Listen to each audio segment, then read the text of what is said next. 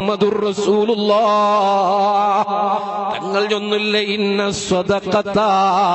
ലത്തുത്ഫി ഗളബർ റബ്ബി അല്ലാഹ് സ്വദഖ ചൊല്ലദാ അല്ലാഹുടെ കോപത്തിനെ കെടുത്തി കളയിടുതാ വതദ്ഫു മൈതത്തുസ്സൂഖ് ആക്സിഡന്റിൽ മരണപ്പെടുടോ തീയിൽ വീണിട്ട് മരണപ്പെടുടോ തണ്ണിൽ വീണ് മരണപ്പെടുടോ